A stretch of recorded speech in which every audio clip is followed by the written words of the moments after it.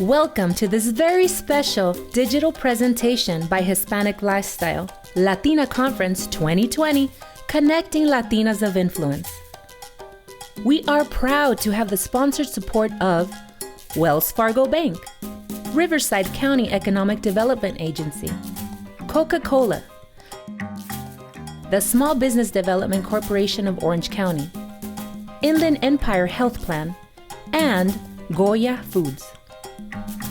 Our program and the complete listing of Hispanic Lifestyles 2020 Latinas of Influence can be found on our website, HispanicLifestyle.com. When you post on social media, please use the hashtag Latina Conference 2020.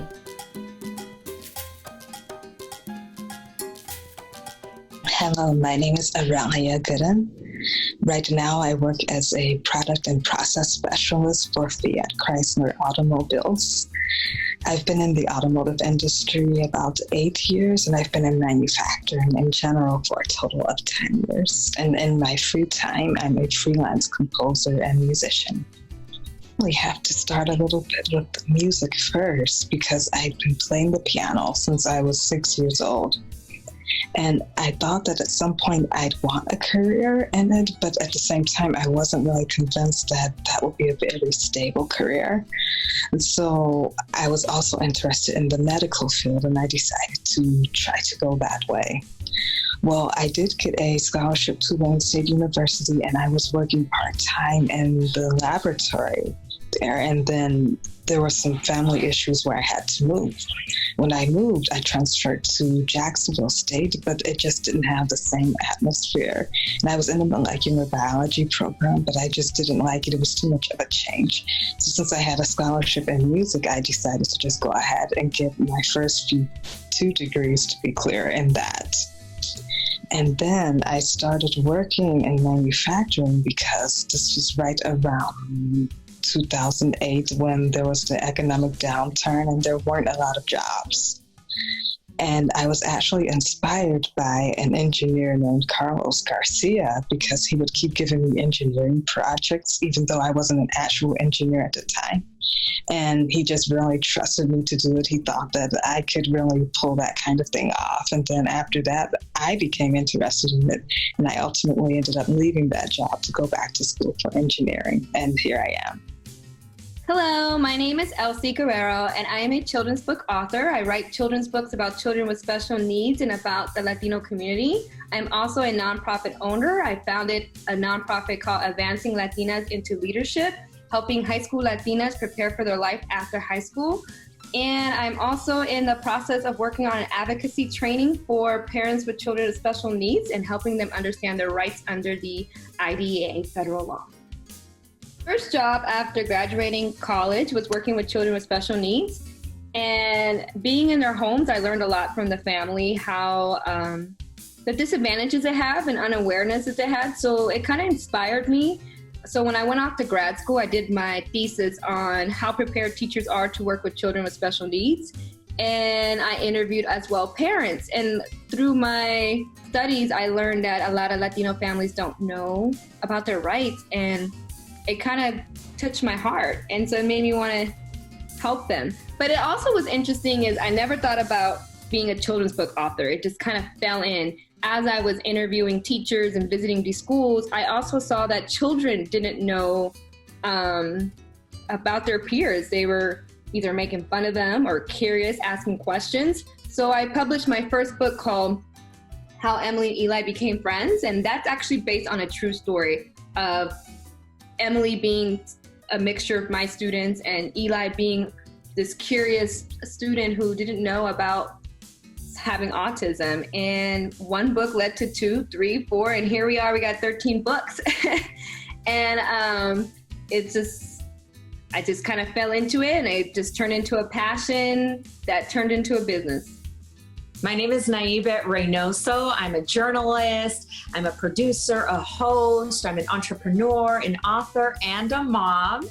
And my career started many, many years ago in the late 90s. As an intern when I was at UCLA, I got an internship at Univision, and that's where my love for journalism and for telling stories about and for my community blossomed. I started working as a reporter in Channel 22, which is a local LA TV station. But then I got the urge to expand my horizons and broaden my wings. So then I decided to go to Phoenix, Arizona, where I was offered an opportunity to work for an English and Spanish TV station at the same time, which was KTVK. And I was there for 2 years. That's where I won one of my Emmys. And 2 AP awards for doing stories on immigration and also about mental health. Then after that, I wanted to try something different. So I went to Denver, Colorado, where I was a fill-in anchor and a reporter for WV2 News, which was an all-English TV station. So I got a little bit of taste of both the English market and the Spanish market. When I had my daughter, I decided it was time to come back to Los Angeles so I could be close to my family and friends. And here I got the opportunity to work as a freelance journalist and reporter and correspondent for many outlets, including Univision, Azteca America. I even went back to Channel 22 to host a show called Al Filo de la Noticia. I also was working for CNN Español, for Reels Channel. I was working for a while for Larry King's Aura TV, and also for an international news channel called France 24, covering the elections and many happenings here in Southern California. I also worked with Belle Hernandez, who you know pretty well. She's also been an amazing icon for women in media. And her and I created the Trend Talk, where we also co-hosted and co-executive produced along with her husband. And that was a show where we highlight Latinas in different areas. I also created with Belle Hernandez Latina Fest, which is a huge festival celebrating all things Latina. It's a yearly festival where we allow women-owned businesses to show their products and to meet new customers and to engage with each other and share resources. And that's a festival that happens once a year in downtown at La Plaza de Cultura y Artes, where over 2,500 women gather. Now with COVID, things are pivoting and transitioning, so we're figuring that out. But I also started another entrepreneurial endeavor, which was my own publishing company called Con Todo Press, where I use all my knowledge and skills that I learned as a reporter to highlight people in my community, but for a younger audience. So I do children's books that highlight Latino leaders in different areas. So my books include people like Sonia Sotomayor, Selena, Carlos Santana, for example, Jose Hernandez, who was an astronaut that went into space, but he started as a farm worker, Cesar Chavez, Dolores Huerta. And that's my passion right now, where I really like to tell stories, and I really like for the youngest of audiences and the young generation to feel a sense of pride when they read about the Latino leaders in their community, because if they see it, they can believe it and they can achieve it. My name is Elsa Guerrero, and I am the founding artistic director of Breath of Fire Latina Theater Ensemble. I am also a freelance director, a playwright, an actor, a producer. I've also consult on ways of growing theater with communities, specifically the Latinx community, but also in ways of utilizing theater in our daily lives.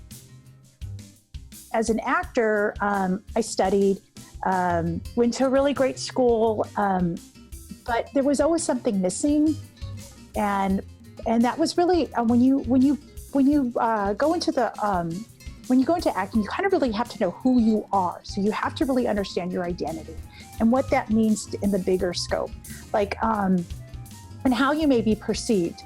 And so there's a lot of reflection and a lot of searching. And then also, somebody of color and a Latina woman, you also experience things, right? And from my experience, a lot of discrimination in the casting room, and then also just the roles that were available. And so that shifted my focus as an actor. And while I was in college, I had been working with my professors in programs in East LA and looking at those students who were high school and middle school who were participating in programming after school.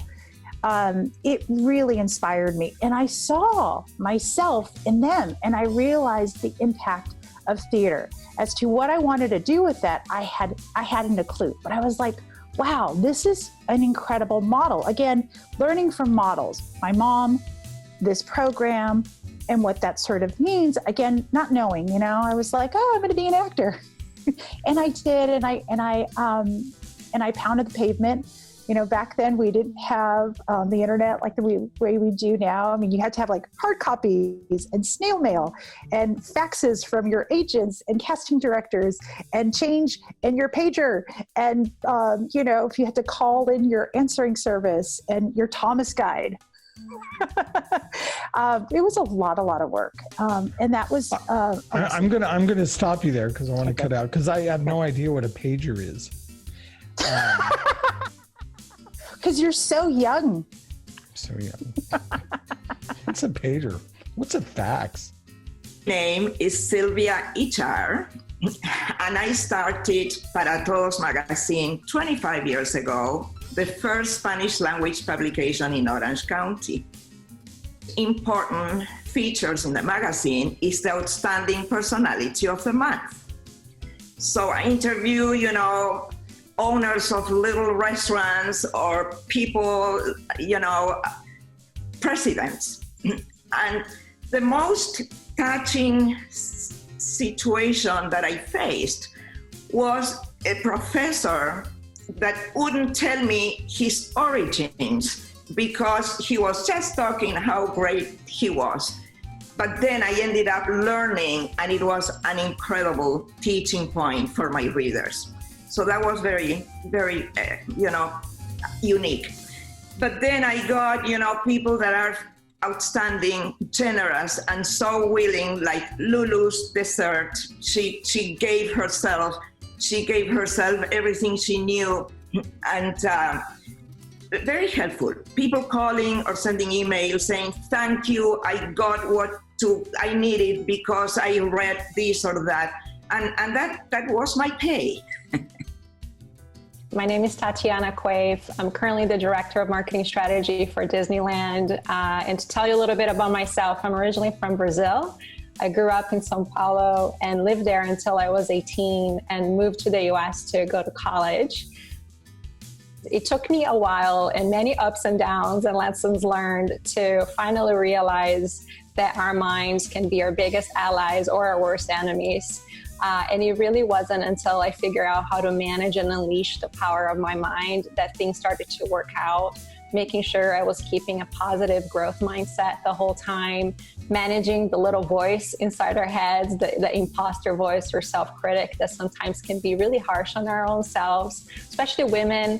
Latinas, we have high expectations of ourselves, and sometimes we can be our worst critics, but putting ourselves down, over time can be, not helpful. So I think the biggest thing that I have learned is to actually invert the pyramid is the way I talk about it, because most of us might, think about priorities in terms of maybe work, family, and then ourselves, or family, work, and then ourselves. Like, we're often in the bottom of the pyramid because we give out, right? We prioritize everybody else first before ourselves. And what I realize is that we almost need to invert that pyramid. We need to take care of ourselves first, then family, and then work. The truth is, if our cup isn't full, if we're not taking care of ourselves, we can't be our best selves and then show up in the highest possible way for our family or even at work. And I know, at least for me, at first, it felt like that was a little selfish, like I felt a little guilty. But the more I became comfortable doing that, especially right now with everything that's going on, we have to make sure we're taking care of our mindset, that we're remaining positive, calm, and it can take just a couple minutes. Go for a walk, read a book, take a little spa moment in the bathtub, whatever it is that, you want to do to sort of fill your cup and take care of yourself first, I think is one very important thing to do, especially right now. My name is Judy Bueno, and I am a spiritual and emotional guy. Basically, I'm a soul surgeon. And what is it that I'm a soul surgeon? Because I truly work with women, especially women who are in so much pain that they haven't really find out what it is, not only what it is that they want to do in life, but why is it that they, even though they have achieved so much, they don't feel good about themselves. They feel less than. And usually they have this feeling of abandonment, the feeling of rejection, and the inability to love and embrace who they are. So these are the women that I work with, to basically look into their soul and bring all those beautiful things they have, the strength, the courage, the leadership, and just allow them, help them to get empowered so that they can bring that into our communities, because we need that more than ever now.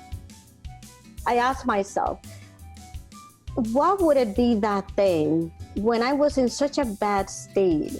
What would it be that thing that would allow me to create a new life? And that's what I did with the book. With the book, it's basically, it's a practical guide. What does that mean, a practical guide? One of the first things that I talk about is that everything in your life happens for a reason. Everything in your life happened for a reason, and everything, like I went through sexual abuse, I went through depression, I went through anxiety, you name it, right? But then that is what made me stronger. This is what made me the person that you see today. And this is what made me the person that is able to help other women empower and heal themselves, right? And so the first thing is awareness. That is the first thing that you must come to terms with it, because I lived for 22 years in denial. I will say, well, things are not so bad. And I almost, it felt like feeling that way was normal. Feeling always down and depressed and sad and just not at ease with myself, right? I thought it was normal. It's like, this thing where, you ask the fish, have you seen the water? And the fish is like, wow, water. Because we make it normal, that those sort of feeling. And it is not normal. It's not normal. So it's that awareness. It's starting to understand, questioning your life. There is a whole chapter that I dedicated to asking better questions.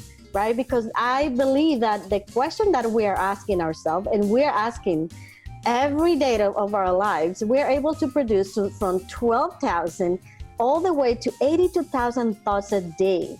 And so, and 85% of those thoughts are negative and 90% are repetitive. So we are telling ourselves a story. And so the idea is become aware of your story.